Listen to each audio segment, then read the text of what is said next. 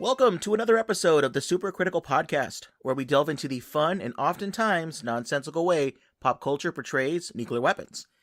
My name is Tim Westmyer, someone who studies nuclear weapons and works on nuclear security for a living. Now, I'm not joined today in the podcast studio / my basement by my usual podcast host, Gabe, because he's off chasing red balloons in his Cessna 172 Skyhawk. But luckily, I am joined instead by returning podcast guest, Will Saetren. Will, welcome back. Thanks for having me. You probably remember him from our excellent podcast episode we did on atomic alcohol, where we tasted and sampled 10 different types of alcohol that for some reason has nuclear themes in it, whether it's the name or the history.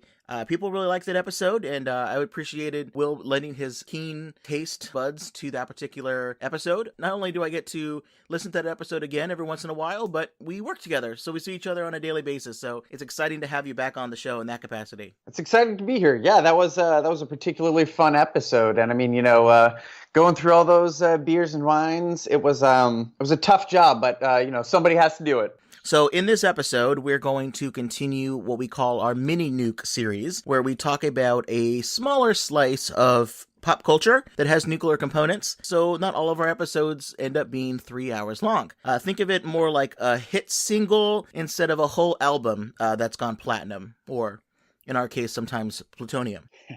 For this episode, we are going to try out something a little bit new. We're going to talk about music about nuclear war, specifically a song that many people, even those that do speak German, perhaps don't know has a fascinating connection to nukes. 99 Luftballons, or the English version, 99 red balloons. And given the recent news about the slow death of the Intermediate Range Nuclear Forces Treaty between the United States and Russia, we will talk about in this episode about why 99 Luftballons actually might be a bit of a dirge lamenting this development. By the way, the podcast is now on Spotify. I figured that is a little bit relevant since we are talking here about nukes and music. You can also find the podcast on iTunes, Google Play Music, SoundCloud, TuneIn, YouTube, pretty much anywhere you can get podcasts, we'll get it there. So anyone who's listening to the show on Spotify for the first time, welcome. Will, let's talk about 99 Luftballons. You listened to this song growing up a bit in Norway, and I think you mentioned that you took German in school. So we're not going to make you sing the whole song here, but kind of what was your introduction to this particular piece of interesting new German wave punk rock music? Yeah. Like you said, I'm originally from Norway. I was born there in 1987, and I lived there until 2007 when I moved to the United States. Went to college, went to grad school, and now I live and work in D.C.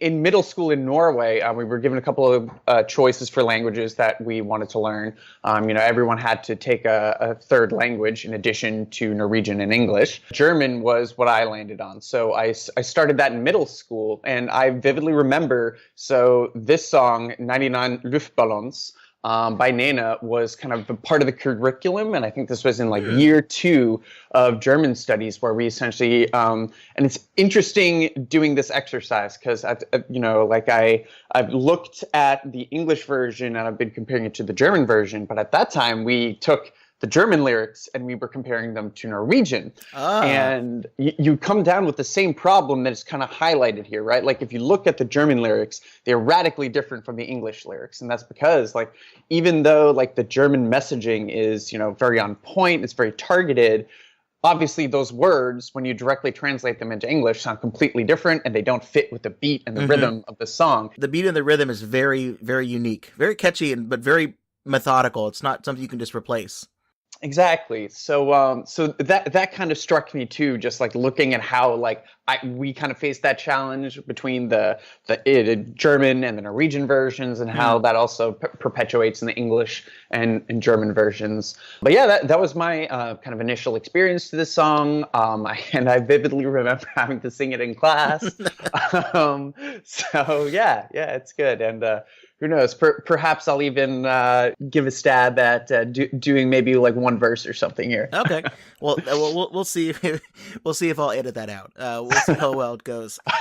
So that was good practice for you, because we're going to be doing a similar version of it today, because the nuclear history is very strong with this particular song, but depending on whether it's the German or the English version, you get a really different take on how strong the nuclear imagery is in the song itself. Released in April 1983 by Nena, Nena, in West Germany. So this is back when Germany was divided between East and West, with the Allied powers, the United States and others on the West, and the Soviet Union and the Bloc on the East. This was on their album, their self-titled album, the first album for the band and the second for the lead singer, Gabriel Nena Kerner. The song, as you probably remember from your youth, was a smash success. Number 1 in the music charts worldwide, the German version this is, in Australia, Austria, Canada, Ireland, and the Netherlands, New Zealand, Sweden, Switzerland, and the United Kingdom. So pretty big markets there. Number 2 hit in the United States in 1984, right behind the song Jump by Van Halen. In Norway, number 4 on the weekly rating with the, I don't know what this is, but maybe you do, the VG Lista. Yeah, so VG is actually, it's a newspaper, and it stands for Verdensgang, which is literally like the step of the world. So okay. it's kind of like a Billboard Top 100, yeah. Right? It was the Verdensgang Top 20. Well, the song got on number 4 on that list, so that's pretty good. Probably because of all those kids listening to it on the radio, right? Trying to learn German. Germany's a skip and a hop away, and German culture has a lot to do, a lot of influence in Norway.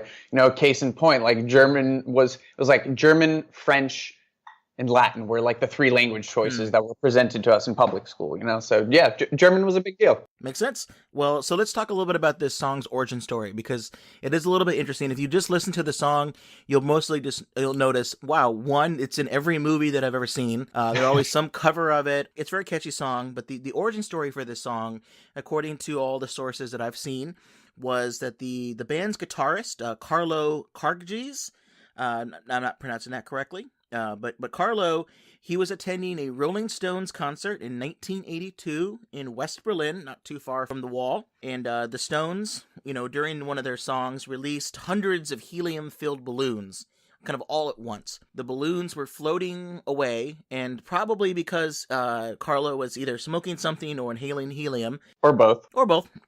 He had a thought. What if East German military troops or Soviet forces saw those balloons coming over the Berlin Wall? Like, what would their reaction be? Would they freak out? Would they think that this was an incoming attack, a sign of something? Whatever, because tensions were high in this particular time. What if the balloons were shot down? Would it be an act of war? So he also kind of thought that they looked like a UFO. So I think that might have also been perhaps some of the helium talking. But it was a pretty tense time. The doomsday clock was set to 3 minutes to midnight, and as people probably know that follow this podcast, the doomsday clock is updated by the Bulletin of the Atomic Scientist. It's a metaphor for how close we are to the end of the world. Midnight would be the end of the world. 3 minutes, a lot more close and dangerous than 5 minutes away. This song in particular has been covered by a number of different bands.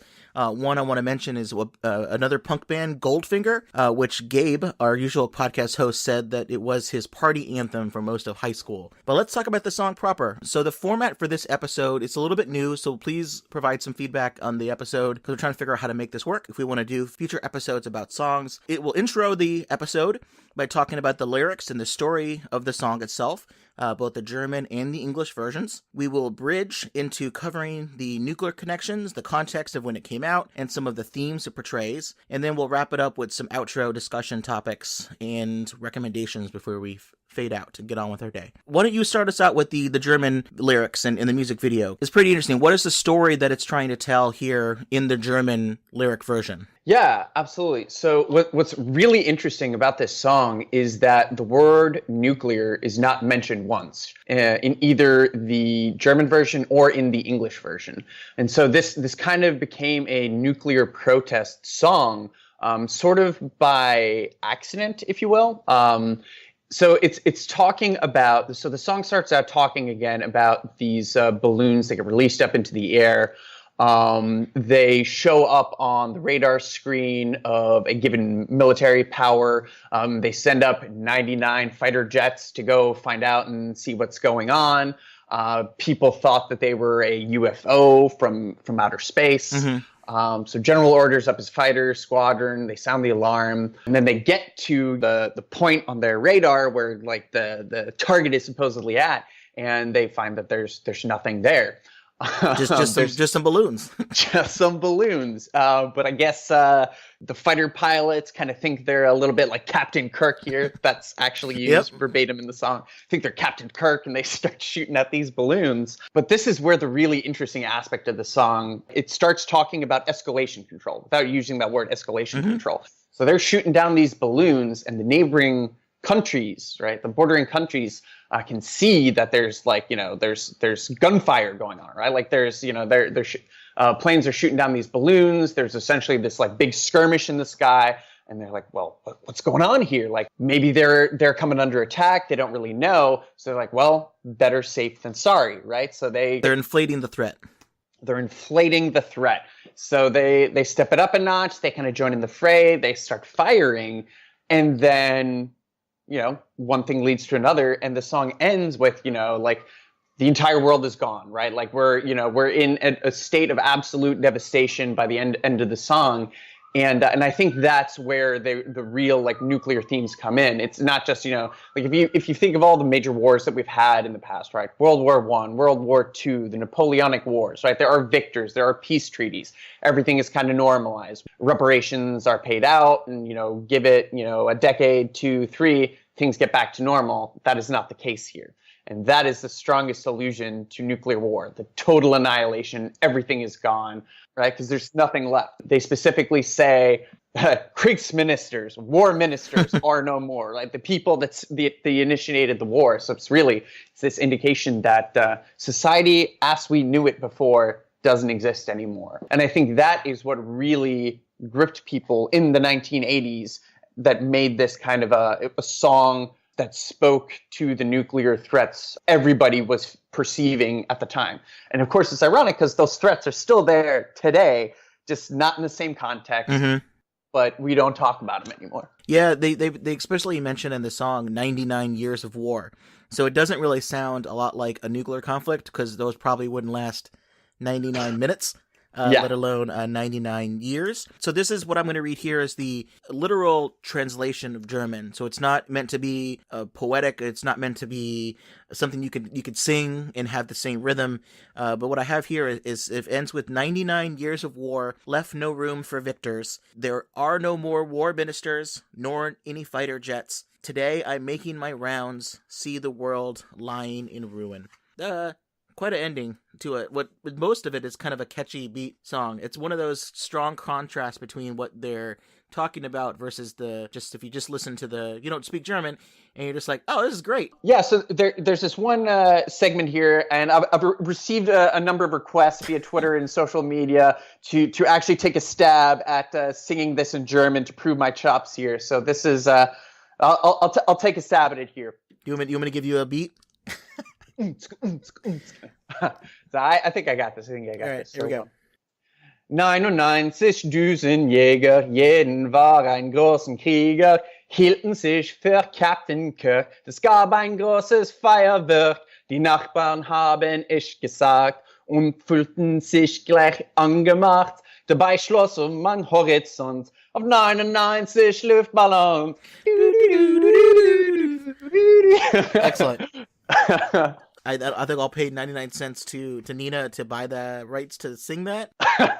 What the legend is about why there is an English version today. A radio DJ on the station K-Rock, which is a station that I grew up with in Los Angeles that played a lot of rock and roll. They liked the German version. They played it on the air, and everyone loved it. But the band really wanted we're told, have an English version, and this will be even a bigger hit. They had trouble matching the English lyrics from the direct translations from German to the very technical and quirky rhythm of the German styling. So they asked for help. The producer asked a friend they knew that was in town, Kevin McLeod, who is an Irish keyboarder and songwriter who didn't speak any German, but he got his friend to help try and match up similar words that were to the beat by, quote, focusing on the sounds that the lyrics were making. So Nena initially loved the result, and they recorded the English version pretty soon after it. In this particular English version, first of all, they changed the name of it to 99 Red Balloons, because 99 Red Balloons sounds a lot like 99 Luftballons, or Yeah, Luftballons. 99 red balloons, keeps that rhythm going. And so these 99 balloons are all kind of released one by one by the main character of the song. They go to a toy shop and they have a little bit of money and they buy some balloons. They let them go. They don't say in the song where they're getting the helium from, but I'm not going to get too super critical about that. They release these balloons, and the inflatables are detected by a faulty early warning system. They refer to it as a bug in the system that detects an incoming something. This confusion results in a panic, kind of similar to the German version. There is a little bit more indication that this is an accidental global thermonuclear war, because the way this song ends here is, "It's all over, I'm standing pretty, in this dust that was a city. If I could find a souvenir just to prove the world was here." Which I think is a pretty powerful ending for a song that's mostly, very catchy. And then it just ends with that, which is a pretty strong piece here. But the other elements that kind of indicates this is a stronger nuclear theme, they mention a lot of things like red alerts. They mention bugs in the software. The rest of the thing kind of goes about. They talk a lot about the president being on the line, super high-tech fighter jets. That the Captain Kirk reference is still made there. I'm glad they kept that one translated there. But another line that's pretty good here is they talk about how not only is everyone a Captain Kirk, but they've received orders to identify, to clarify, to classify, to scramble in the summer sky. Whoever did that lyric, I like that one pretty good. So let's talk about a little bit of the controversy and the differences between the English and the German versions. So in March 1984, pretty soon after they released the English version, the band's keyboardist and song co-writer, Uwe Frogenkrog Peterson, sorry about that, Uwe, he said, quote, "We made a mistake there. I think the song loses something in translation and even sounds silly." In another 1984 interview, Nena herself said that they were, quote, "not completely satisfied with the English version, since it was, quote, too blatant for a group not wishing to be seen as a protest band." But in a 2017 interview she did with an Australian television station, it became known as an anti-war protest song, written about balloons released over the Berlin Wall. We never announced it as an anti-war protest song, but it is in the end because it's a song about misunderstandings. So kind of sounds a little bit like they had a little of it both ways, depending on maybe the time period of which they were thinking. Apparently she's never sung the English version in a live concert, ever. It's always just the German version, which would make a lot of sense. But we're not just a podcast about German new wave punks music. We're here to talk about nukes. So let's get into the nuclear verses here. So as we alluded to here earlier, this is a very dangerous time when this song was released. In March 1983, President Ronald Reagan accused the Soviet Union of being the focus of evil in the modern world. And he also launched his Strategic Defense Initiative, SDI, or the Star Wars-style missile defense program. Basically, lasers in space. Pew, pew, pew. The Soviet Union shot down a Korean airliner, 007, in September of 1983, which killed 269 civilians, including the U.S. congressman, which raised tensions pretty high, and what was later known as the Euro missile crisis of the late 1970s and early 80s introduced more and more of these intermediate-range U.S. Pershing missiles in UK and Europe to counter the Soviet SS-20 missiles along the borders. Pretty precarious time, so this is definitely the context of when this song was released, and when Carlo was in West Berlin listening to the Rolling Stones and seeing balloons, that was his worry, is how do we kind of manage this so that he can continue to listen to the Rolling Stones and not have to just listen to rocks and stones after the end of a nuclear conflict. Will, want to provide a little bit more here? Like this sounds pretty dangerous, but why was this happening? Why are people worried about missile deployments being moved around, and why these may be different than just the usual ICBMs, intercontinental ballistic missiles, and the silos? Yeah, absolutely. And as you said, this is the strongest point of connection between the context, what was going on at the time, and this song in terms of nuclear references, right? So the Euro missile crisis was a really big deal, and it all revolved around warning times. So as you said, you've got your ICBMs based in the United States, you've got your ICBMs based in the Soviet Union, the bombers and stuff. there's a lot of warning time associated with these weapon systems. So with ICBMs, it takes about 30 minutes for an ICBM to get halfway across the world from the United States to the Soviet Union, or it takes something like 10 hours at least for bombers to make that flight as well. So you can, from an early warning perspective, that is your early warning system, the radars that can detect missile launches or that can see satellites, that can see bombers coming at you. It would give you ample time to see them and then respond. With ICBMs, it's not so much ample time. Within that 30 minutes of flight time, it takes several minutes for an ICBM, once it's been launched, to break through the cloud cover. That's when the satellites can see it. Then there's another 10 minutes for the radars or satellites to actually detect it, relay the information back to NORAD, and then to get the information from NORAD to the President of the United States. And then when he has to make a decision, it's actually only about 3 to 5 minutes. Depending on whether or not they're awake, too, and not depending drunk. on whether or not they're awake, depending on whether or not they're drunk, right? That was the case with Nixon in the 70s. Anyways, even that 5-minute time window that you have with ICBMs, that 30 minutes of flight time, you do not have that with short-range and intermediate-range ballistic missiles. And that was the big deal of the Euro missile crisis, right? So the Soviet Union started putting in SS-20s basically on the border with Europe that were threatening and holding all of Europe at risk. The United States and the Europeans were obviously not pleased about this. And in the early 80s, we responded to these SS-20 deployments, not necessarily with negotiations. We kind of tried that for a time, but we started deploying missiles of our own, U.S. Pershing II missiles. Yeah, NATO was particularly concerned about these SS-20s. I remember their code name for this weapon was Satan. Literally, like that was their code name for it. It wasn't just a coincidence that they were called that. Yeah, they consider them a huge existential threat. So really, like, to, somebody who doesn't study nuclear weapons, I can see how it's very easy to see, like, oh, a nuke is a nuke, right? Like, why is there such a difference between ICBMs, quote unquote, strategic nuclear weapons, and tactical nuclear weapons in Europe? And it boils down to this warning time. NATO and the United States was so afraid that they would not see a Soviet first strike coming, that they wouldn't have time to respond. The Soviet Union would then have the advantage in a war. In that mindset that we had at the time, that couldn't be allowed. And it really ratcheted up tension, strategic pressure. If you're concerned about like short alert times and short warning times, what is that problem? Like if you start to see a little bit of it might be an incoming strike, or there's a crisis that's brewing and they have the chance of using these, why is that more of a problem than an intercontinental attack? Right. Because it creates a use them or lose them dynamic. So let's say the example that they give in the song, right? The English version of the song, back at base, bugs in software flash the message, something's out there, right? Mm-hmm. So if you are a real-time war planner and you see a message on your early warning system that is geared specifically at ballistic missiles, something's out there. The Soviets might be doing something. We know that tensions are high. Oh, they might be going in for a sneak attack.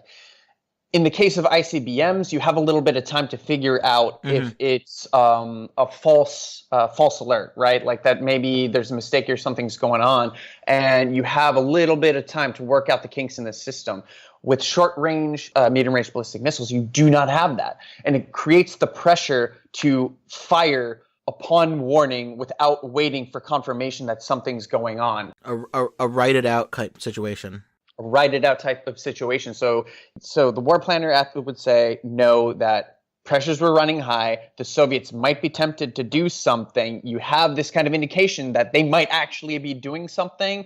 You would feel extreme pressure to fire worse so you wouldn't lose all of your missiles. Because that's the thing. With strategic war planning and with nuclear weapons, the enemy is always going to target your weapons first to minimize any retaliation that you might be able to pull off.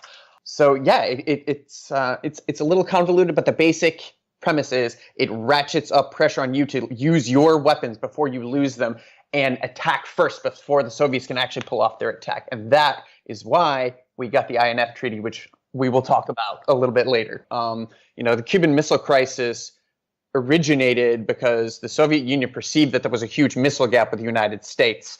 And ironically, we thought the same thing about our capabilities vis-a-vis the Soviet Union. To get around that, Nikita Khrushchev, who was the Soviet premier at the time, he said, all right, well, like, we have this missile gap. What we're going to do is put short-range missiles that we have a lot of, and we're going to put them in Cuba where they can actually hit the United States. That's how we're going to solve the gap. And again, though, he didn't really factor in like the change in warning time, right? You've got Cuba that's 100 miles off the coast of Florida. Your warning time is like 0. And that is really what was unacceptable to Kennedy and why he took this hard line, like, we are going to do whatever it takes to get them out of there. So again, like the tensions and dynamics with short-range missiles were there at the time in the 1960s. We just didn't really address them as well as we did with the Euro missile crisis. Just get a little more nitpicky about the song. You know, they talk about the fact that there's 99 ministers that are meeting to decide whether or not to launch an attack. That's a pretty efficient use of time. If there's 99 ministers meeting, they decide all of a sudden to attack a bunch of balloons before they float away. I don't know what German efficiency this is, but that's pretty good. We can't even have a cabinet meeting with 12 people that lasts less than 5 hours. Yeah, and Germans are known for the punctuality and extreme efficiency. But yeah, I think that's a little bit of taking liberties with the lyrics, right? And again, right? Yeah, the song in English, unless you tailored it, wouldn't work, right? You couldn't just directly translate it into German. In German, they probably ran into the same problem. They had a message that they wanted to convey with their song, but then they had to tailor the words to kind of fit the beat and the music. So that is almost certainly a liberty that they took to kind of make things work. And it's, again, going to the point that you made previously, right? 99 years of war. I strongly suspect that they used years instead of the German word for seconds or minutes, just because it sounds better. And they could take artistic liberties with that. The only other nitpick I have about the song is that in the German lyric version, it's the singer is talking about a scenario where there are 99 balloons that are all up at the same time, and that causes the concerns and the problems. But in the English version, the way it goes through, they say that we release these balloons. Let me see what they have here. We buy a bag of balloons with the money we got, set them free at the break of dawn, till one by one they were gone. So, which is a little bit surprising to me that they have it that way, because if you release balloons one at a time, they probably are not going to bunch up together to then be caught on an early warning system. Like I've been to places where you release a bunch of balloons at once, and they do kind of become a big group together, but it doesn't last very long before they separate. All right, so in the real world, back to what matters. This particular situation with these weapons, these very dangerous weapons. So how did we end up actually addressing this? Because we've heard we mentioned a couple times this INF Treaty, the Intermediate Range Nuclear Forces Treaty. What was this? How did this end up happening? And what was the ultimate goal? Yeah, so as we said, right, the Euro missile crisis really started in the late 70s, actually in the Carter administration, right? You think of Jimmy Carter as kind of like a peacenik and a nice guy, and he was by all means, but he took a really hard line, surprisingly, with the Soviets in regards to the SS-20s and getting those resolved. I heard a rumor that he, when he gave up his peanut farm, he said he was only going to do it if he would put a missile silo in it. I think that's what I heard. That's my rumor. I think that's probably just a rumor, but hey, you never know. You never know. But anyways, yes, the Soviets were putting in SS-20s. We started putting in Pershing missiles. Tensions were ratcheting up and ratcheting up and ratcheting up. And it got to a point where in 1987, the United States, Ronald Reagan, and Gorbachev sat down at a table and said, this is not sustainable. Something bad is going to happen. They both recognized this problem of warning time, that the tensions were on the rise.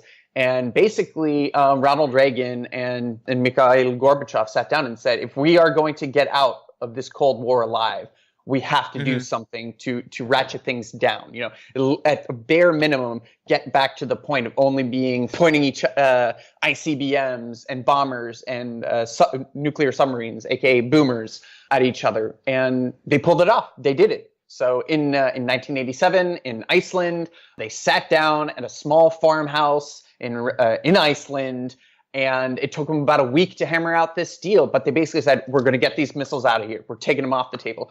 The Soviets pulled out their SS-20s. We pulled out the Pershings. The treaty said we can never reintroduce this type of weaponry again. And by that type of weaponry, they specifically identified missiles, not just ballistic missiles or cruise missiles with a range of between 500 kilometers and 5,500 kilometers are off the table. And they were relegated to museums. If you go to the Air and Space Museum in Washington, D.C., the one that's actually on the mall, right next to this is very crazy every time I go here, right next to the IMAX movie theater are two intermediate range ballistic missiles. They have them there. They have the SS-20 and they have the Pershing side by side. For the longest time, this was relegated to the history books, but not anymore. What has been happening recently with the United States and Russia with the INF Treaty? What has happened with the United States and Russia in regards to the INF Treaty? So starting back in 2014, after Russia invaded and annexed Crimea, invaded eastern Ukraine, we started ratcheting up sanctions.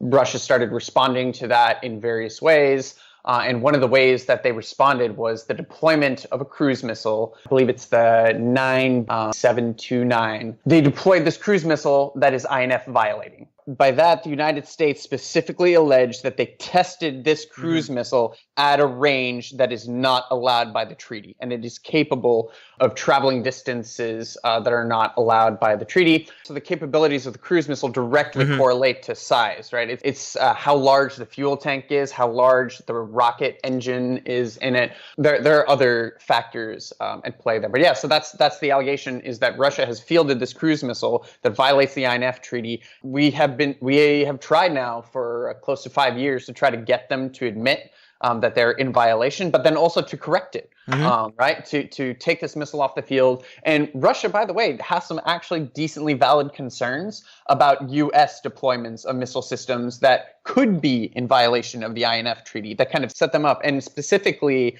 it's the Mark 41 launchers that are part of our anti-ballistic missile defense system that we have in Romania and in Poland. They are arguing that these launchers that house interceptors for ballistic missiles, right, that we will shoot up to defend against ballistic missiles, they say you could load them up with Tomahawk cruise missiles and use them offensively to target Moscow. And that would be a big time violation of the treaty.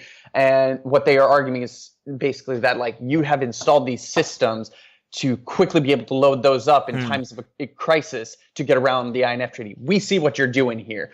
That's the argument. The Trump administration just decided that enough is enough. We are pulling out of the treaty. So the United States has formally announced, last week, they formally announced that we are withdrawing from the treaty. The Russians have 6 months now to come back into compliance. I really hope that happens, that the Russians and the United States can negotiate a solution to this issue that saves the treaty, but there's no interest in it. Yeah. John Bolton, the National Security Advisor, hates international treaties that restrict the United States in any way, shape, or form. Donald Trump hates, treaties that restrict the United States in any way, shape, or form. So even if the treaty could be saved, they'd have no interest in it. And it's not because of the strategic benefits to it, like that we have kind of laid out pretty thoroughly in the last 5 minutes of the podcast. It's just a matter of principle. They don't like it. They want to do what they want to do. Even if they don't actually do those things, they want to be able to do those things. Yeah, and Will makes this case in a recent interview that he had on Al Jazeera. So I recommend people check that out. I will post that on our show notes here. So congrats on that. That was pretty cool. Thanks, Tim.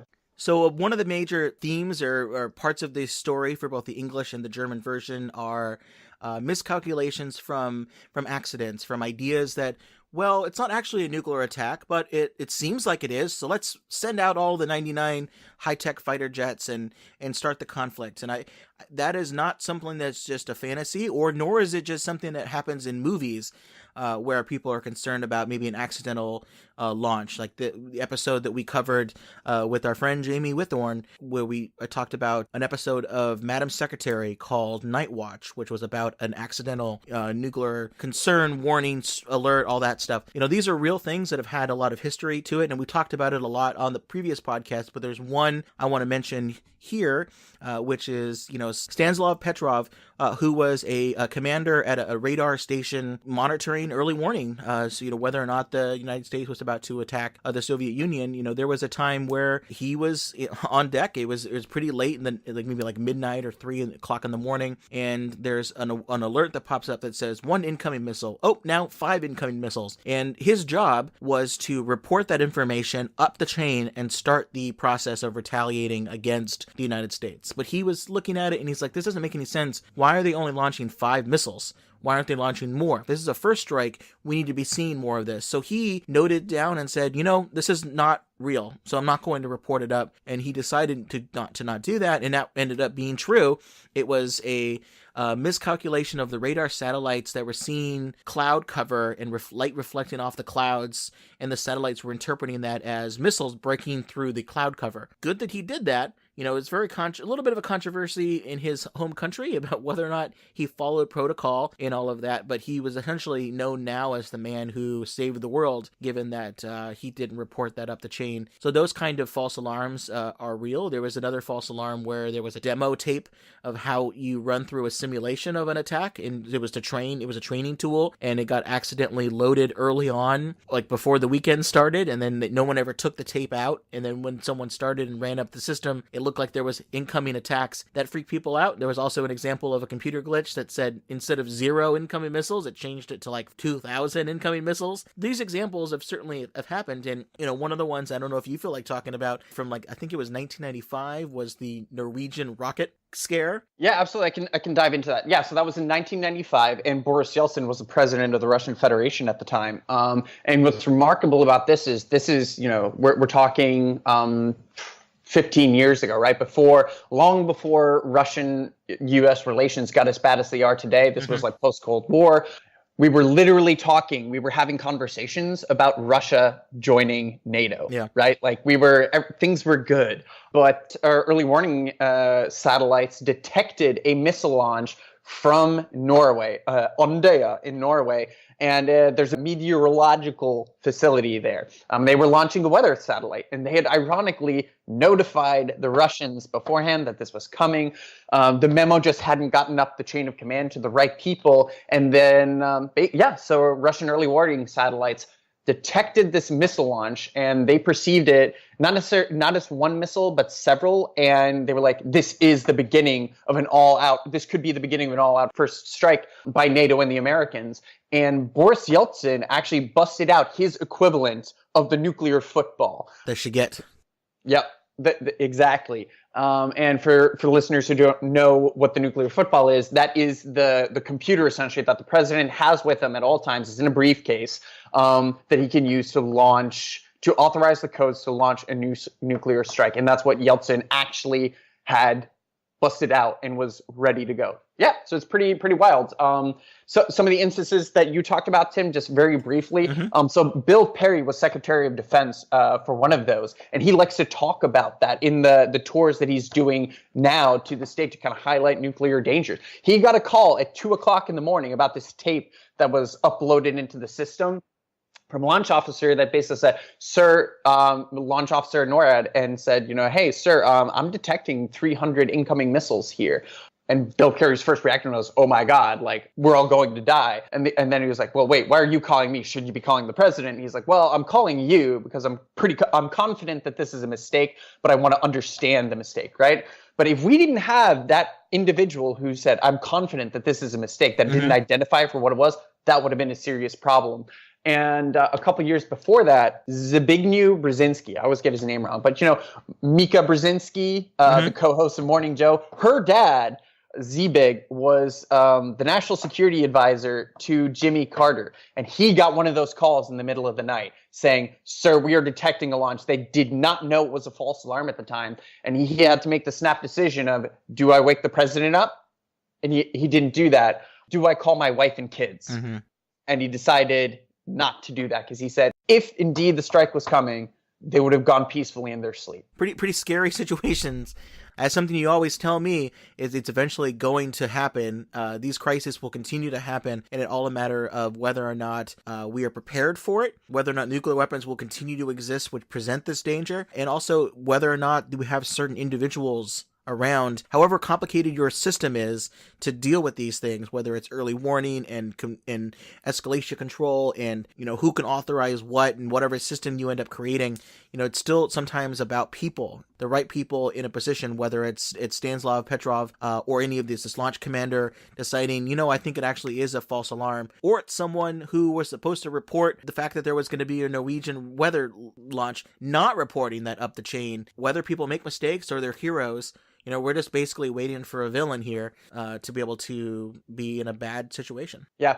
And I'll make a 15-second pitch here because this is like very close to my heart. But one of the things that really bugs me is when people say like, oh, those were accidents of the past. We don't do that anymore. Like our command and control systems are so much better. Like, we're going to solve this problem by making the machines better, right?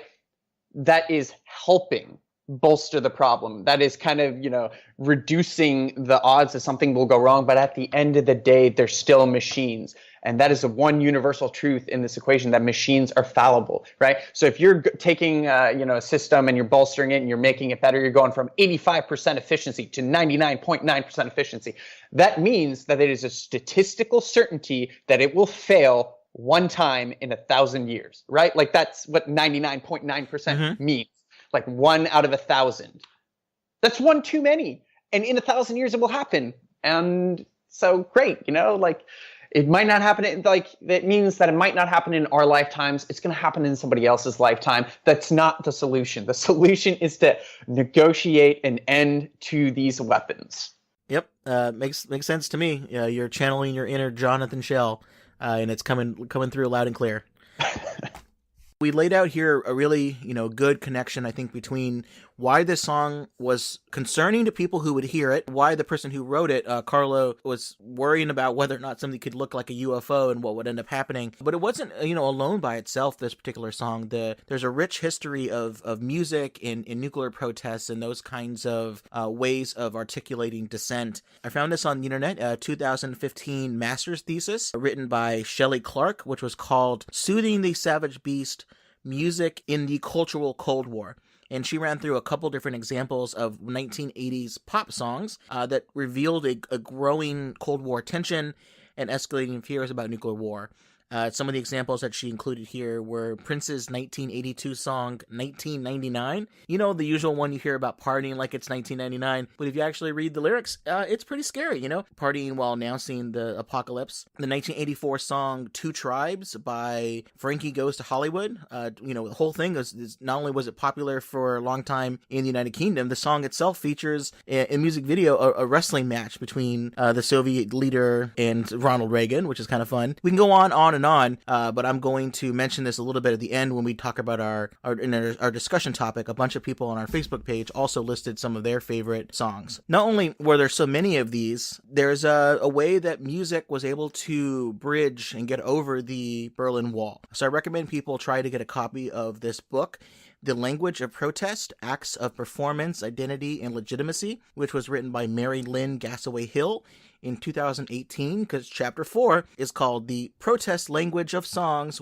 We Shall Overcome and 99 Luftballons. In this particular book chapter, the author writes about how not only was this a dangerous time in the 1980s, but many concerned citizens took labor activists and songwriter Joe Hill's advice of don't mourn, organize. So groups such as the Campaign for Nuclear Disarmament, the European Nuclear Disarmament group got together, had massive rallies in Europe, in the United States. Examples include nearly 300,000 people demonstrating in October 1981 in West Germany to protest the arms race. 5 million Europeans marched against the deployment of Euro missiles in 1980, right around when this song was coming out. And also, Hill wrote that this music was a strong way for activists to drive home their message, even when sometimes the artists themselves didn't necessarily lead that effort. And one other example here, New York Times journalist Tom Wicker wrote in 1984 that nothing crosses Cold War barriers more effectively than music. That is why a group of rock-loving youngsters recently stopped Philip Jenger, who is a state secretary in West Germany Chancellery. They stopped him on a Berlin street to thank him for agreeing to permit Western recordings to be legally imported and sold in East Germany. Before that, Discs and cassettes from the West had to be smuggled into East Germany and distributed on the black market. Jenninger said that the agreement marked one of the, quote, small steps for the two Germanys have been able to take to improve relations once as hard and cold as the Iron Curtain itself. So clearly music has had a really important place in history in terms of not only connecting East and West Berlin in terms of the cultural movements and things like that, but people who protested, nuclear weapons, nuclear power, the Cold War tensions and dangers. Songs were important to them. They were an important piece of that movement, and 99 Luftballons got caught up into that. I mean, maybe necessarily the band itself didn't want to be known as a protest band. Maybe there's some baggage that comes with that. But yeah, so the legacy of this song, the band broke up not too long after this song came out in 1987. I don't know if the INF Treaty was responsible for breaking up. I don't know if you think, Will. I kind of doubt it, but it's possible. Yeah, the INF Treaty is negotiated, and everyone's like, well, we don't need to worry about this song anymore. I don't feel any concern over intermediate range ballistic missiles. I don't need to listen to this anymore. The lead singer has a long solo career. She still performs, but never the English version of the song. But she's still incredibly popular in Europe and Japan. Carlo, the lead writer for this song, died at the age of 50, having never joined another band. But the song has had a really strong impact on culture in people's minds. Here's an example. In VH1 Classic, which was a television station, ran a charity event for Hurricane Katrina relief in 2006. Viewers who made donations were allowed to choose which music videos the station would play. One viewer donated $35,000 for the right to program an entire hour and requested continuous play of 99 Luftballons music videos. The station broadcasted the videos as requested from 2 to 3 p.m. Clearly, it was important for this person, and I think there is a pretty strong case to be made that this song remains popular today. But is it as popular today related to the nuclear side, or is it simply just because it's a catchy tune? Let's get into that right now, our outro discussion topics. The first question I have here: is a song still a protest song if the band says it's not a protest song, and no one who listens to it today even knows that it is a protest song or ever once was?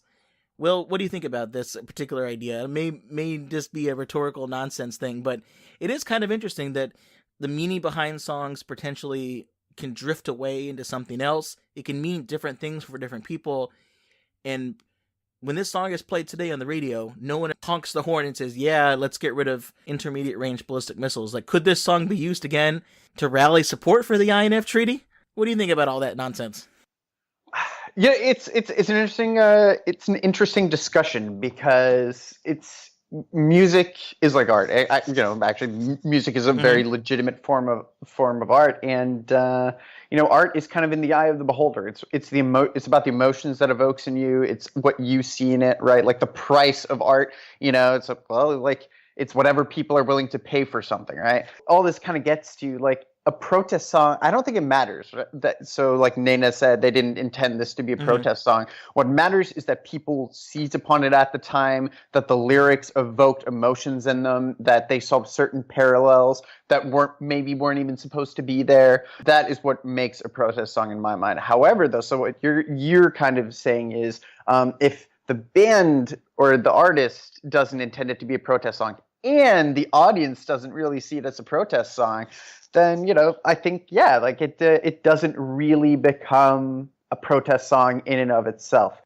Do people really do protest songs anymore? The more I've been digging into this, I think they do. But I think the people have a tendency to take songs for just, oh, that's a catchy song. I like this song. It's a catchy song. Not really listening to the lyrics. I think that is more pervasive now than it was back in the day. So we've got a couple of good examples lined up of, like protest songs that haven't really gone over the way that I think they were intended to. So on my end, there's a song that came out on Eminem's most recent album called Revival. I think it came out in like 2018, and it's called Like Home, and it's with Eminem featuring Alicia Keys. And, it's not necessarily a war protest song, but it's all about anti-Trumpism, right? It is like, this is our country. This is what he's doing to it. There are specific references in it to Charlottesville, to Heather, the woman who was killed by a neo-Nazi protester, ran over with his car. Artists are going for powerful statements these days. but I don't know that you've really seen songs being used to the same effect that you saw in the 80s, the 70s, and the 60s. You think of some of the biggest, because I mentioned earlier about these huge million-plus people. I mean, there was 1 million people, more than 1 million people that got together in New York City to protest nuclear weapons. For the longest time, it was the largest ever gathering in the United States for protests until the Women's March. Yeah. Right after Trump's inauguration. But what I remember for the Women's March in Washington, D.C., being there and seeing everything that was kind of going on, I don't remember a lot of music. Everyone was rallying around a particular set of songs. And maybe that was simply my lack of understanding of that. There were songs that I know after the fact became viral hits, people singing certain verses, and sometimes people will attach songs like Katy Perry's Firework to the idea of this kind of movement or anything like that. But I don't know, there wasn't something like that. I know for the March for Our Lives protest, which was about gun violence, musicians such as Fall Out Boy, like Miley Cyrus, they were at a concert in Washington, D.C. to end gun violence, and people would sing songs there. But it was often, if I remember right, was people would sing their own already written songs that had not necessarily lyrics about that message, but were similar mood or tone, and it would be something that people could rally behind. Theme songs for protests don't seem to be as strong of a thing anymore, but I have no evidence to back that up. I would actually be really curious to see what our listeners say. This is really a little bit outside of my expertise, as little as it is, but it is, I think, an interesting thing that it's not as prevalent as it seems like it was looking back during the Cold War. But, that leads to my question. Why aren't there more anti-nuclear weapon songs today? Because all the list of songs that we've talked about pretty much are all in the 80s, 70s, and 60s. There haven't been a lot since then. There are songs about gun violence and discrimination against African Americans. One of the most popular ones over the last year or so was This Is America by Childish Gambino, the stage name of actor Donald Glover. That was a really big hit. People talked about it for a really long time. It was a little bit everywhere. It made people think and talk about this stuff. I haven't seen an equivalent relating to nuclear weapons, despite the fact that movies like Threads and The Day After and Dr. Strangelove are more popular today than they were years ago because of concerns and anxiety people have about Donald Trump's ability to push the quote-unquote nuclear button. Why do you think we haven't seen more explicit anti-nuclear weapon songs out there? Is it because you can't do one of those songs without being called a traitor like the Dixie Chicks were during the Iraq War? Or are nuclear weapons these days not as prevalent on people's concerns despite the anxiety? It's hard to articulate. I don't know. I think it's the latter, Tim. I think even though you're seeing a revival, like you just said, right, a revival of Dr. Strangelove and some old classics, right? Like there is a reawakening of some of the nuclear concerns that were prevalent in the 60s, 70s, 80s in terms of pop culture, but it's still nowhere near what it used to be, right? And so what you see in music where people will sing about what, like, people, kind of like make their cross to bear, artists, that is, make their cross to bear, we're just not at the same level. And I do not think that the popular dialogue is what it should be yet in terms of nuclear weapons. And that is, I think everybody should be scared out of their minds. I know that because this problem has existed for over 70 years now, nuclear weapons, right? The continued existence of nuclear weapons, time isn't on our side. Every year that goes by is another year where there are opportunities for mechanical failures, for accidents, for misinterpretations, like they're talking about in 99 Luftballons. Statistics dictate that our luck will run out. There will be nuclear use again for the first time since 1945. And what's going to happen when that eventually does happen, if we do not get rid of nuclear weapons, is anybody's guess. Is it going to be a one-off, like an accidental detonation? Is it going to be a misunderstanding, like a limited nuclear war type scenario where only 50 to 100 warheads are used between nuclear powers until people come to their senses and stop? Or is it going to lead to a spiral of escalation that literally destroys civilization as we know it? That scares the bejesus out of me, because I think of that as more of a certainty that will happen at some point, whether it's 1 year from now, 5 years from now, 10 years from now, 100 years from now, than global warming. I think there is still an opportunity there for us to like at least halt things in their tracks in the next 10 years to avert disaster. But disaster will happen, and it will happen, like you said, in 99 seconds. It scares me out of my mind. Well, much like how the general response has been to gun violence, that, well, we can't really deal with guns, but let's ban violent video games or violent music. I think instead of dealing with nuclear weapons, we should probably ban balloon sales. How easy it is without a background check for you to go in and buy helium. And by the way, I would be totally supportive of that. I think balloons are evil. I have a phobia of balloons. Full disclosure. So we should have started with that. Man, do we have another hour to talk about this? I can't tell you why. I think something happened like in my childhood, like somebody like, some kid probably popped a balloon like in my ear or something at a birthday party, like a childhood thing. But like if I see, like, if I'm walking down the street, this has actually happened to me before. Like I'm walking down Connecticut Avenue and there's a big apartment building, with balloons outside, like, oh, for lease. And I will cross the street and walk on the other side. The movie It must be particularly frightening for you, given the fact that clown uses a red balloon as a murder weapon. Yeah, I'm a huge Stephen King fan. The 1990s Tim Curry movie was one of my favorites. Yeah. And this is one of the rare exceptions to like any Stephen King book that is adapted for the big screen. I thought the It movie that came out in 2017 was amazing. It's pretty good. So I know this isn't a nuclear movie, folks, but I highly recommend listeners to go out and watch it if you haven't. I think it's awesome. Just fast forward through the balloon scenes, right?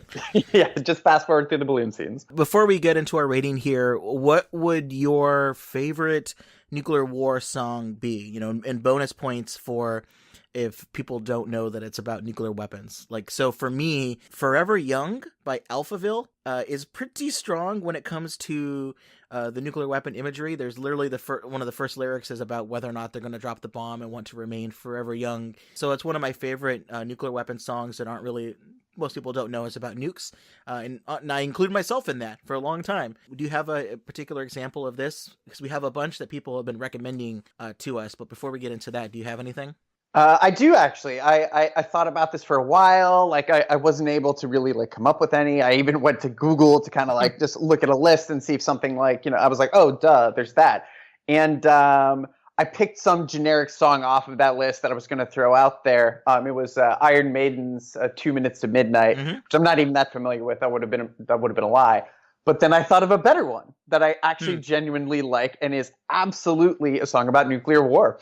And are you familiar with Tom Lehrer? Yeah. Yeah, Tom Lehrer. We'll all go together when we go. It's a great one. It's punchy, the tune is great, and his satire is amazing. And it's all about, nuclear war, it's not going to be so bad because, hey, we'll all go together when we go. We'll all fry together when we go. It's a really great song, and you can probably play that even, or at least an excerpt on this podcast, because it's on YouTube, because I think the copyright licenses for it have long since expired. It came out in like 1954. Well, if that's the case, then I'll have it. That's what we'll play it out. The new lick off of Tom Lehrer's album, we'll play it out. So here's some of the other ones that people have recommended. Our Facebook group, which is facebook.com/supercriticalpodcast, made a little mixtape for us here.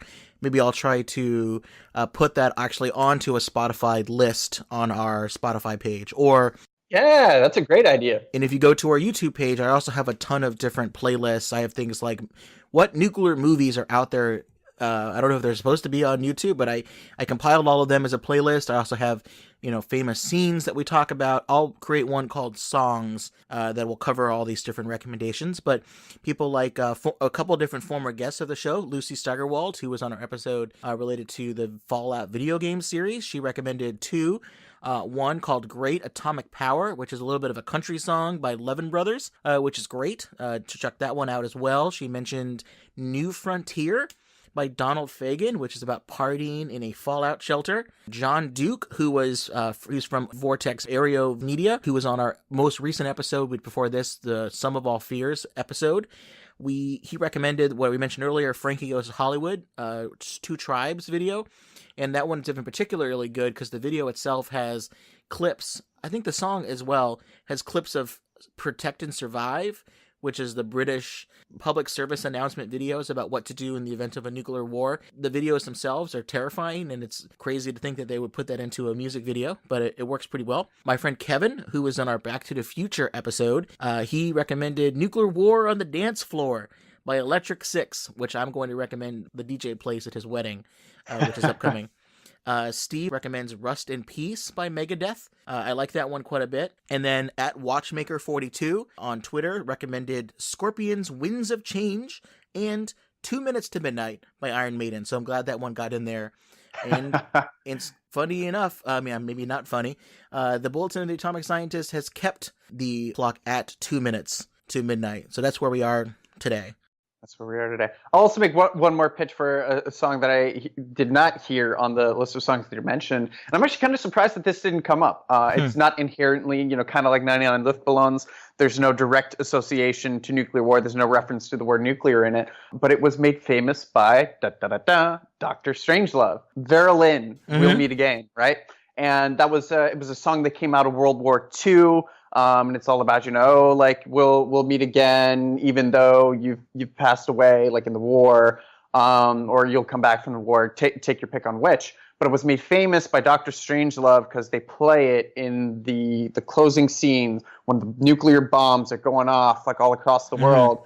They just play it in the background, and it's just it's powerful, it's beautiful, it's great.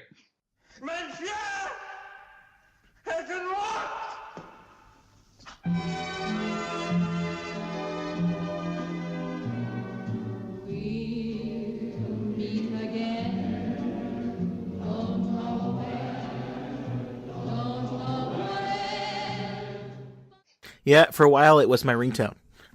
What people would call. It didn't really work that well as a ringtone, but I thought it was clever, maybe just to me.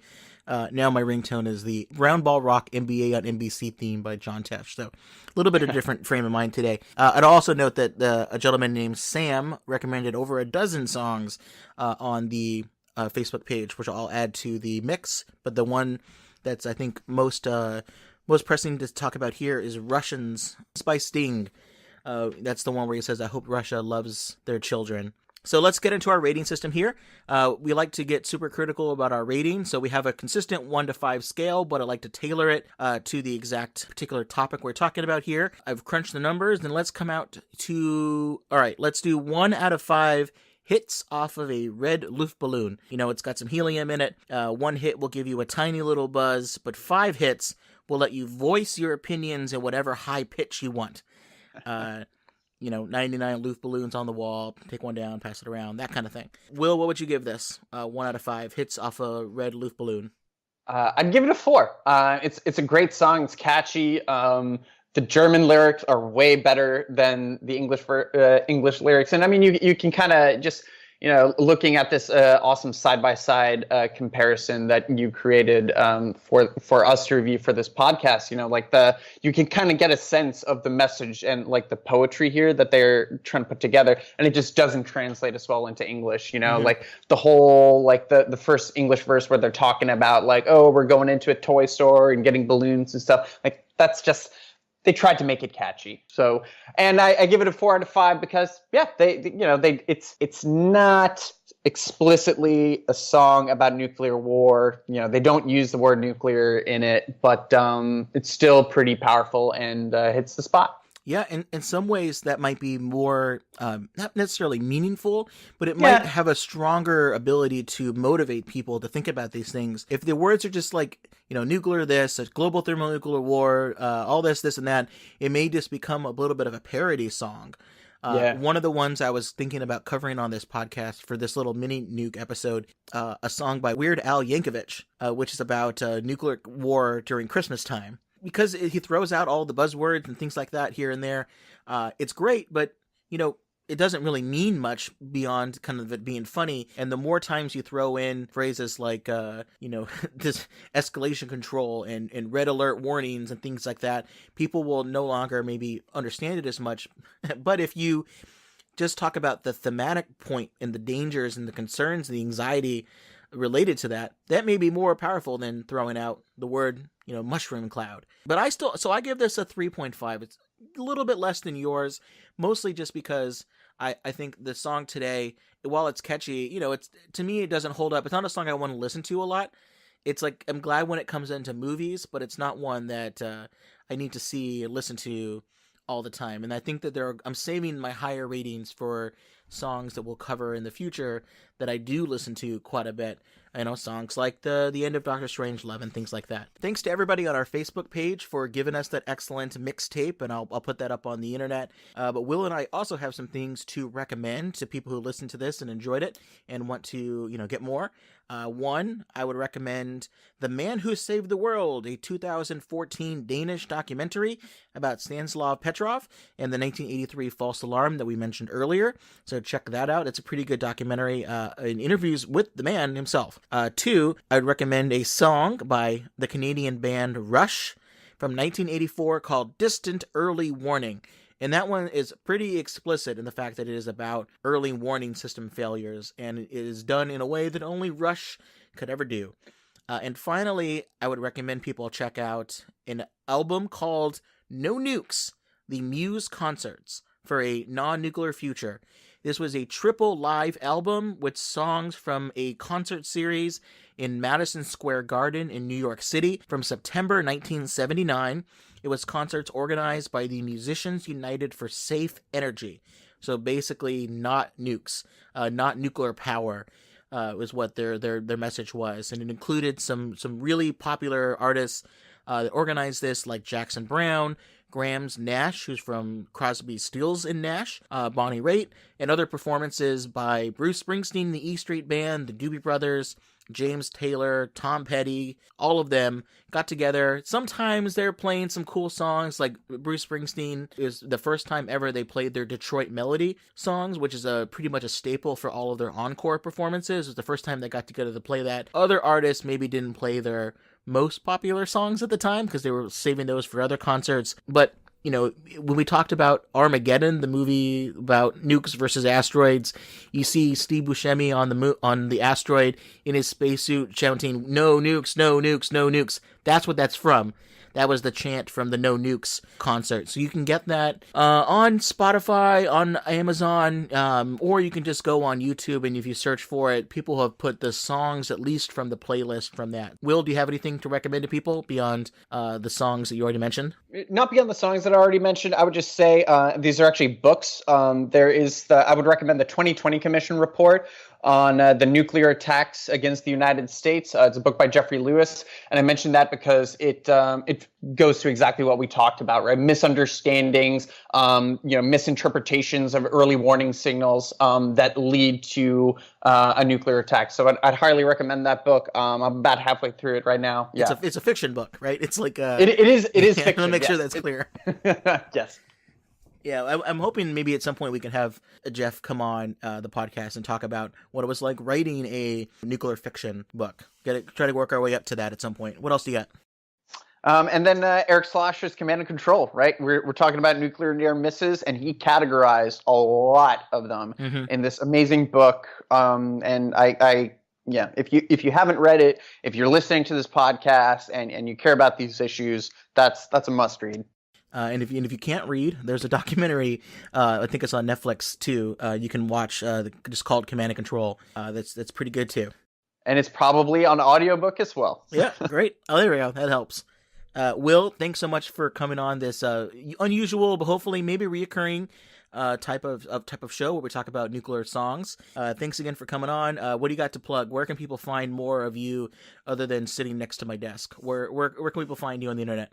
I'm prolific on Twitter, so you can follow me. The handle is pretty simple, at Will Saetren, no periods, no underscore, just WILLSAETREN. Yeah, give me a follow if you're interested in this kind of stuff, because I always promote interesting things and interviews and random thoughts that I might have, and cat videos. Perfect. That's what we need in this world. Thanks for listening to another episode of the Super Critical Podcast. If you have any suggestions for future episodes, future songs for us to cover, or what we got wrong, whether it's the history of the INF Treaty or Will's singing, there are a couple ways you can contact the show. You can go on supercriticalpodcast.com. That has a lot of show resources, special features. There's a contact link there. We also have bonus features on our YouTube page where I put out, sometimes we have like a B-side where it's part of a discussion that I edit it out, but it's still kind of interesting. And I throw those up on the YouTube page. Sometimes we play games up on there as well. So check that out. We're on Facebook, facebook.com/supercriticalpodcast. I am on Twitter at Nuclear Podcast, and I also check an email account every once in a while, supercriticalpodcast@gmail.com. If you've liked the show, if you like Will singing, go on iTunes, leave a 5-star review. Just tell a friend, listen to the podcast, and they should check it out. That always feels great when that happens, and it's a great way for us to grow the show. So until next time, this has been Tim Westmyer. And Will Saetren. And remember, if it's pop culture, pop music, and radioactive, we are bound to get super critical about it. Have a good one.